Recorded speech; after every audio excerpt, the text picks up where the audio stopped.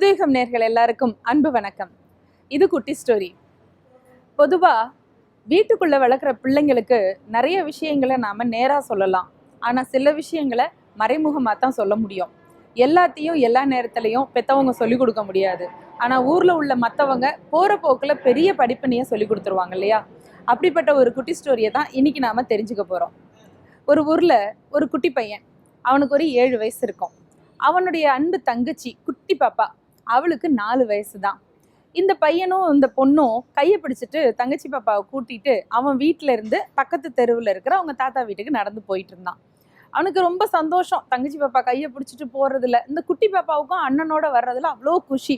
ஏன்னா குழந்தைங்களுக்குள்ள உள்ள அந்த அந்யோன்யமும் பாசமும் பார்க்கவே ரொம்ப அழகா இருக்கும்ல. இப்படி கடத்தெருவில் 2 பேரும் எதேதோ பேசி சிரிச்சுட்டு நடந்து வந்துட்டே இருக்காங்க. அப்படி வர்ற போது ஒரு பொம்மை கடை ஒன்று வந்துச்சு. இந்த பொம்மை கடையில் கண்ணாடிக்கு அந்த பக்கம் நிறைய பொம்மைகள் விதவிதமாக வச்சுருந்தாங்க. இந்த பொம்மை கடையை பார்த்த உடனே இந்த குட்டி பாப்பா அப்படியே நின்றுட்டா. ஏன்னா குழந்தைங்களுக்கு ரொம்ப பிடிக்கும்ல.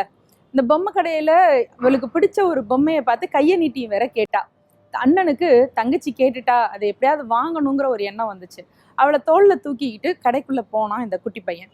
அங்கே போனால் எல்லா பொம்மையும் அவ்வளோ ஆசையாக இருக்குது அந்த பாப்பாவுக்கு. ஆனால் அதில் அவள் கேட்ட ஒரு முக்கியமான ஒரு பொம்மை அங்கே இருந்துச்சு. அது மேலேயே அவளுக்கு கண்ணும் இருந்தது. அதை பார்த்தோன்னே அப்படியே சந்தோஷமாக ஓடினாவ. அங்கே அதை எடுத்து கையில் வச்சுக்கிட்டா. இப்போ அண்ணன் சரி வச்சுக்கோ நீ அப்படின்னுட்டு இந்த 2 குட்டி குழந்தைங்களும் பண்ணுற வேலையை அந்த பொம்மை கடை முதலாளி அவர் சீட்லேருந்து பார்த்துக்கிட்டே இருந்தார். சேல்ஸ்மேன்ஸும் அங்கங்கே இருந்தாங்க. அதிக கூட்டம் இல்லாத நேரம்னாலும் கூட இந்த குழந்தைங்க தானாக துருத்துருன்னு இப்படி பார்க்குறத எல்லாரும் ரசிச்சுக்கிட்டே இருந்தாங்க. இப்போ அந்த பையன் பொம்மையை எடுத்து சும்மா பார்ப்பான் அப்படின்னு நினச்சிக்கிட்டு இருந்தா, அந்த பொம்மையை எடுத்துட்டு நேராக கல்லால் உட்காந்துருந்தோம் முதலாளிக்கிட்டே இந்த குட்டி பாப்பா, என் தங்கச்சிக்கு இந்த பொம்மை ரொம்ப பிடிச்சிருக்கு, சரி எனக்கு அது வேணும், சரி வாங்கிக்க, இதுக்கு நான் என்ன காசு கொடுக்கணும் அப்படின்னு கேட்டான். இவருக்கு ஒரே ஆச்சரியம். பரவாயில்லையே, தனியாக கூட்டிகிட்டு வந்திருக்கான், கடைக்கு கூட்டிகிட்டு என்ன வேணும்னு தங்கச்சிக்கு வாங்கி கொடுக்கணும், அதுலேயும் என்ன காசு கொடுக்கணும்னு வேற கேட்குறானே அப்படின்னு அவர் உடனே எவ்வளோ வச்சிருக்க நீ அப்படின்னாரு.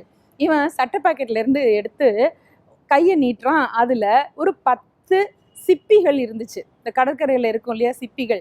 குழந்தைங்களை பொறுத்த வரைக்கும் இந்த சிப்பி, கோலி குண்டு இதெல்லாம் விளையாட்டில் பணம் காசுக்கு சமமாக வச்சு விளையாடுவாங்க. இவன் விளையாடுற விளையாட்டில் இந்த சிப்பி தான் அவனுக்கு காசு.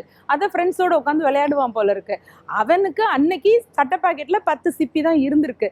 அதை எடுத்து அப்படி நீட்டினான். முதலாளி அதை பார்த்த உடனே அவருக்கு சிரிப்பு வந்துச்சு. இவனுடைய மனநிலையும் புரிஞ்சிச்சு.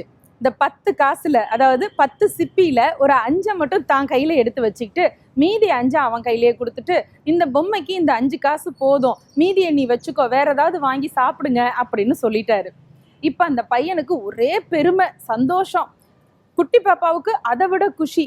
கையை நீட்டி கேட்ட உடனே அண்ணங்காரன் வாங்கி கொடுத்துட்டான் அப்படின்னு. 2 குழந்தைங்களுக்கும் பணம் காசு அதனுடைய மதிப்பு எதுவும் தெரியவே இல்லை. அதை விட பெரிய விஷயம், 2 குழந்தைங்களுடைய மகிழ்ச்சிக்கு முன்னாடி காசு பணம் பெருசாகவும் இந்த முதலாளியும் நினைக்கல. 5 சிப்பியையும் எடுத்து இவர் கையில் வச்சுக்கிட்டு இருந்தாரு. 2 குழந்தைங்களும் அந்த பொம்மையை கையில் பிடிச்சிட்டு ரொம்ப குஷியாக கடையை விட்டு வெளில போனாங்க. இதை பார்த்துக்கிட்டே உட்காந்துருந்தாரு.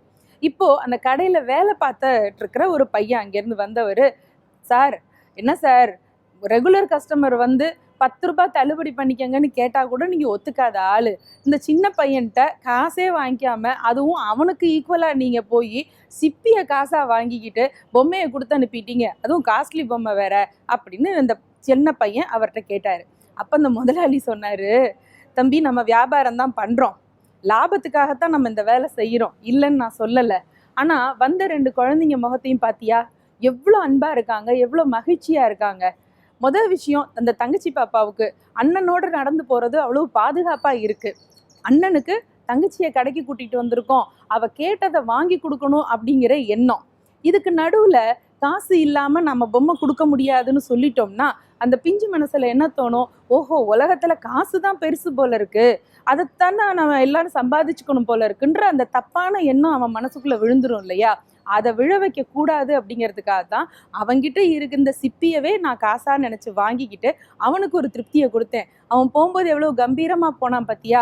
இன்னைக்கு நம்ம செஞ்சுருக்கிறது வேணால் சின்ன பிள்ளைத்தனம் மாதிரி தெரியலாம், ஆனால் அந்த பையன் பின்னாடி வளர்ந்த பிறகு இதையெல்லாம் யோசிப்பான். உலகத்துல நல்லதை செய்யறதும் நல்லதை மற்றவங்களுக்கு கொடுக்கறதும் உண்மையான அன்பா எல்லாரிடமும் இருக்கிறதும் மட்டும்தான் நிலையான வருமானம், நிலையான சொத்து அப்படிங்கிறத அவன் ஒருத்தன் புரிஞ்சுக்கிட்டான்னா ஒரு சமுதாயமே மாறும் இல்லையா?